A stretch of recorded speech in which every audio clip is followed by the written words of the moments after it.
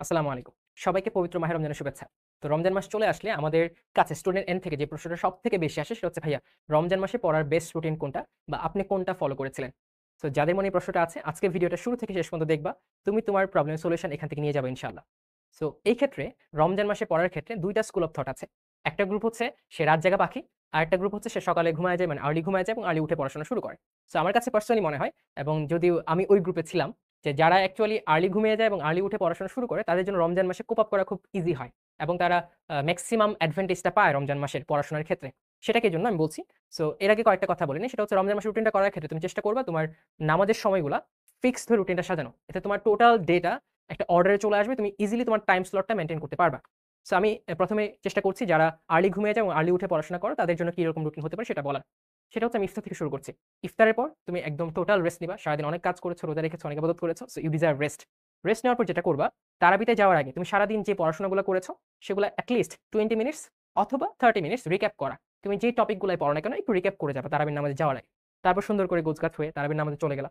তারাবির নামাজ কমপ্লিট করে আসতে তোমার হয়তো ১০টা, ১০:৩০ বাজবে বা ১০টা বাজবে। ১০টায় আসার পর আমাদের মনে হয় একটু সোশ্যাল মিডিয়ায় ঢুকি, দেখি কি হচ্ছে না হচ্ছে। No, never do that. এটা করলে তুমি যে সেম ভিশিয়াস সাইকেলে পড়ে যাবা। সোশ্যাল মিডিয়ায় একবার ঢুকলে কখন যে ৩-৪ ঘন্টা চলে যাবে, কখন যে ১টা বেজে যাবে তুমি বুঝবাও না। আর টায়ার্ড বডি থাকবে, টায়ার্ড মাইন্ড থাকবে। তুমি জাস্ট স্ক্রল করতেই থাকবে, করতে থাকবে। So it will be harmful for you. So যেটা করতে হবে, avoid social media, any kind of social media. তুমি যেটা করবা, খাওয়া-দাওয়া করে আর্লি ঘুমায় যাওয়ার চেষ্টা করবা এবং তোমার জন্য আইডিয়াল টাইমটা হতে পারে ১১টা। তুমি রাত ১১টায় ঘুমিয়ে যাবা। ১১টা থেকে ৪টা পর্যন্ত তুমি ঘুমাবা। এখানে দেখো ৫ ঘন্টা তুমি ঘুমাইতে পারছো। তারপর আম্মু ডাকবে, তুমি উঠবা, আবার ঘুমায়ে যাবা। এভাবে সাইকেল চলতেই থাকবে, চলতেই থাকবে। তো তোমার উঠতে, উঠতে ৪টা ১০-১৫ মিনিট বেজে যাবে। তারপর তুমি সেহরি কমপ্লিট করবা। সেহরি কমপ্লিট করার পর তুমি ফজরের নামাজ পড়লা। ফজরের নামাজের পর তুমি যেটা চেষ্টা করবা, ৫:৩০ থেকে ৮:৩০ এই ৩ ঘন্টা যে টপিকগুলা কঠিন মনে হয় তোমার কাছে, যে পড়াগুলো হার্ড মনে হয়, কনসেপচুয়াল পড়া অনেক বেশি, সেই পড়াগুলা পড়ে ফেলা। এখন কেন বলছি? এটা একটা সায়েন্টিফিক রিজন আছে। দেখো, তুমি সেহরি করেছো। তুমি সারাদিন রোজা রাখার পর ইফতার করেছো, তারাবি পড়েছো এবং তোমার বডি তখন রেস্ট চায়। তুমি রেস্ট নিয়েছো, ৫ ঘন্টা ঘুমিয়েছো। Your brain is totally cool and calm. এবং সেহরি করেছো, তোমার পেটে খাবার আছে, বডিতে অনেক, অনেক গ্লুকোজ আছে। ব্রেইনের খাবারই হচ্ছে গ্লুকোজ। সো ব্রেইন খাবার-দাবার একদম পরিপুষ্ট আছে। এখন তুমি কনসেনট্রেট করতে পারবে, তোমার ব্রেইন বেশি আউটপুট তোমাকে দিবে। সো এই টাইমটা খুবই আইডিয়াল পড়াশোনা করার জন্য।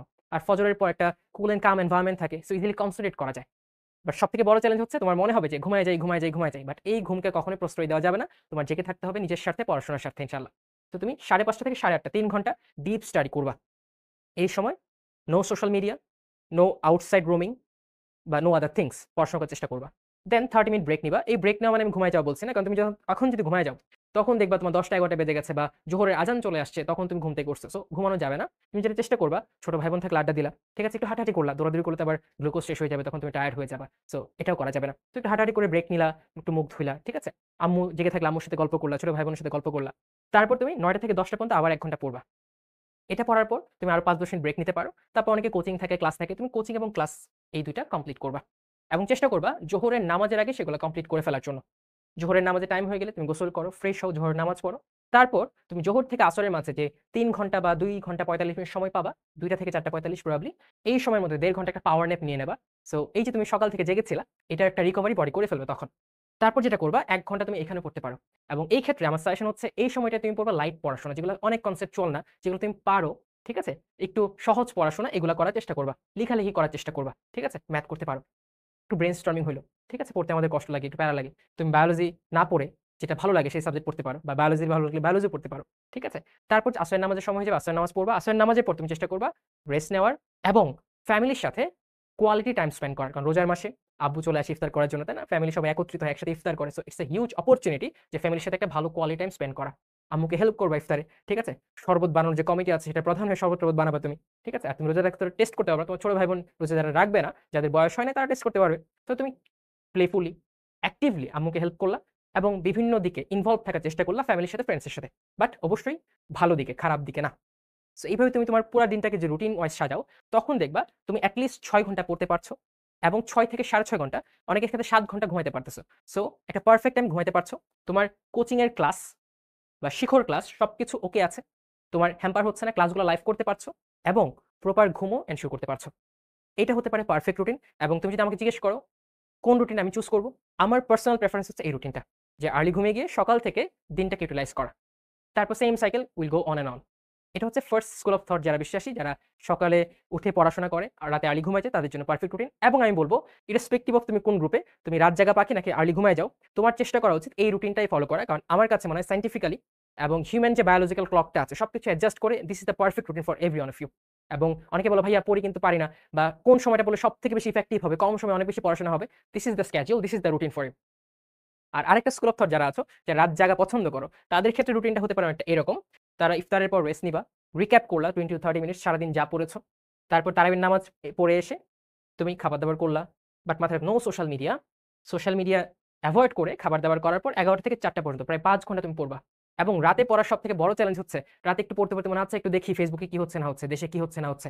আবার একবার ঢুকে গেলে বাংলাদেশের ফেসবুক গুলাতে এমন এমন সিনেমেটিক কাহিনী হয়, ওইগুলা থেকে আর বের হওয়া যায় না। তো তোমার পুরো রাতটা ফেসবুক স্ক্রল করতে করতে চলে যাবে, আর তুমি যে জন্য জেগে আছো পড়াশোনা করার জন্য, সেটা কিন্তু হবে না। So try to avoid social media. আমি আবারও বলছি তুমি 5 ঘন্টা পড়াশোনা করো, পড়াশোনা করার পর সেহরি করো, সেহরির পর ফজরের নামাজ হবে, তুমি আর্লি ঘুমিয়ে যাও। ঘুমিয়ে এখানে ইজিলি তুমি 5 ঘন্টা ঘুমাইতে পারবা। 5 ঘন্টা ঘুমানোর পর কোচিং বা ক্লাস থাকলে সেগুলো করো। তারপর জোহরের নামাজ, জোহরের নামাজের পর সেম পাওয়ার ন্যাপ এবং 1 ঘন্টা পড়ার চেষ্টা করো। এবং এই ক্ষেত্রে তুমি লাইট পড়াশোনা করো, কারণ তুমি যেহেতু রোজা রেখেছো, body tired, mind tired, light পড়াশোনা করো, রিভিশন দাও, বা যেটা ভালো লাগে সেটা করার চেষ্টা করো, পড়াশোনার সাবজেক্টটা। তারপর সেম আসরের নামাজের পর রেস্ট নাও এবং ফ্যামিলির সাথে কোয়ালিটি টাইম স্পেন্ড করো। ঠিক আছে? রোজার চেষ্টা করবা স্পিরিচুয়াল কানেকশন গ্রো করার, সৃষ্টিকর্তা আল্লাহ তাআলার সাথে। একইভাবে বাবা-মায়ের সাথে, ফ্যামিলির সাথে কোয়ালিটি টাইম স্পেন্ডিং এর মাধ্যমে, তাদের সাথে একাগ্রতা বজায় রাখার মাধ্যমে আরেকটু বন্ডিং ক্রিয়েট করা। সো রোজার মাসটা তোমাকে সবার আগে প্রায়োরিটি দেবে রিলিজিয়াস পয়েন্ট অফ ভিউ, ধর্মীয় দিকটা। তারপর যেহেতু তুমি স্টুডেন্ট, তোমার আরেকটা ধর্ম হচ্ছে পড়াশোনা করা। সেই পড়াশোনার দিকটা খেয়াল রাখতে হবে যাতে পড়াশোনা করো। কারণ পড়াশোনা করা তোমার দায়িত্ব, কর্তব্য। এটাতে ফাঁকি দিলে কিন্তু আল্লাহ তাআলা নারাজ হবে। কখনো এটা দোহাই দেওয়া যাবে না, রোজা রেখেছে তাই পড়বো না। এটা কখনোই করা যাবে না। মাথায় রাখবা রোজা একটা ভালো কাজ। ভালো কাজে কিন্তু আমরা ভালো দিকেই পাই, ভালো শক্তি পাই। এই শক্তিটা কাজে লাগে আমরা পড়াশোনা করতে পারবো। তোমার যেটা করতে হবে, মেন্টালি সাউন্ড থাকতে হবে, মেন্টালি ক্লিয়ার থাকতে হবে যে তুমি কি করতে চাও, তোমার কি করা উচিত। কখনো ভেঙে পড়া যাবে না, ডাউট করা যাবে না, বা এটা ফিল করা যাবে না শক্তি নাই, পারবো না। No, you are powerful, you will be made powerful by the almighty Allah. চেষ্টা করতে হবে প্রপার রুটিন সাজিয়ে আজকে থেকেই পড়াশোনা করা, অ্যাডজাস্ট করে ফেলা। আর ওই যে লাস্ট উত্তর, ভাইয়া আপনার প্রেফারেন্স কোনটা? This is the preference of mind. এই রুটিনটা আমার প্রেফারেন্স। তোমরা চেষ্টা করবা এটাতে কোপ আপ করার, বাট আনলেস তুমি নাই করতে পারো, okay, switch to the next one. So আমার কাছে মনে হয় এটা হচ্ছে রোজার মাসে পড়ার পারফেক্ট রুটিন, যেখানে তোমার ঘুম, পড়াশোনা, অন্যান্য অ্যাক্টিভিটি সবকিছু ওকে থাকবে। সো যারা আর্লি ঘুমায় যাও, আর্লি উঠো, তারা এই রুটিন ফলো করো। যারা রাত জাগা পাখি, তারা এই রুটিন ফলো করো। সো এই রুটিন ফলো করার মাধ্যমে কি উন্নত হচ্ছে তোমাদের পরিস্থিতি, কি ধরনের প্রবলেম ফেস করছো, বা কি ধরনের পজিটিভ ফাইন্ডিংস পাচ্ছ, সেগুলো অবশ্যই কমেন্টে জানাবে। ভালো থাকো, সুস্থ থাকো, রমজান মাস ভালো কাটুক, ঈদ ভালো কাটুক। রমজান মাসে ভাইয়ের জন্য দোয়া করবে, সবার জন্য দোয়া রইল। আসসালামু আলাইকুম।